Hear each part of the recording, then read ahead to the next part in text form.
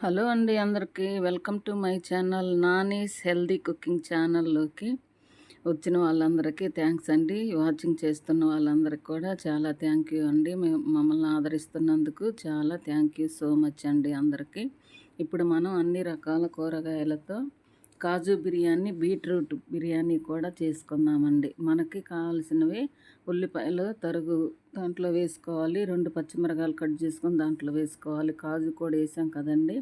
తర్వాత నెయ్యి, అల్లం వెల్లుల్లి పేస్ట్ వేసి కొంచెం అటు ఇటు 1 నిమిషం మగ్గనిచ్చిన తర్వాత మనం అన్ని రకాల కూరగాయలు కట్ చేసుకుంటాం కదా. మనకి ఏదైతే అందుబాటులో ఉంటాయో ఆ రకరకాల కూరగాయలన్నీ కట్ చేసి పక్కన పెట్టుకోవాలి. అవి ఇవన్నీ ఏమి కాకుండా మనకి ఏదైతే అందుబాటులో ఉంటుందో అవి బీట్రూట్ ముక్కలు కట్ చేసుకొని వేసుకున్నాం, క్యారెట్ ముక్కలు, దొండకాయ ముక్కలు, బెండకాయ ముక్కలు, బంగాళదుంప, ఇట్లాంటి రకరకాలు మనకి ఏదైతే అందుబాటులో ఉంటుందో అవి వేసుకోవాలండి. టమాటాలు కూడా వేసుకున్న తర్వాత 1 నిమిషం మగ్గనివ్వాలండి. 1 నిమిషం మగ్గిన తర్వాత మనం 1 కప్పు రైస్కి 3 కప్పులు వాటర్ వేసాను. అవి లలిత బ్రాండ్ రైస్ కాబట్టి ఎక్కువ ఇసురు పడుతుంది, అందుకని నేను అలా వేసానండి.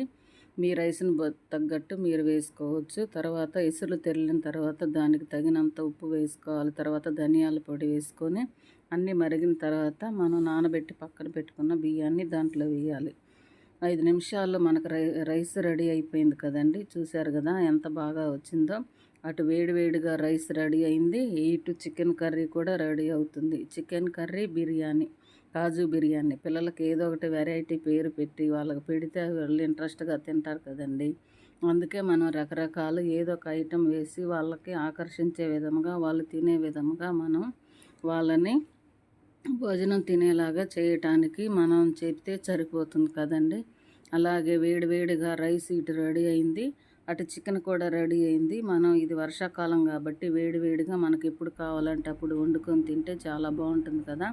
మనం ఫ్రైలాగా చేసుకోవచ్చు, చారులాగా చేసుకోవచ్చు, మన ఇష్టం కదండి. ఇలా చేసుకొని తినటం వల్ల పిల్లలు ఆరోగ్యంగా ఉంటారు. అన్ని విటమిన్స్, పోషకాలు ఒక దాంట్లోనే మనకు లభిస్తున్నాయి కాబట్టి.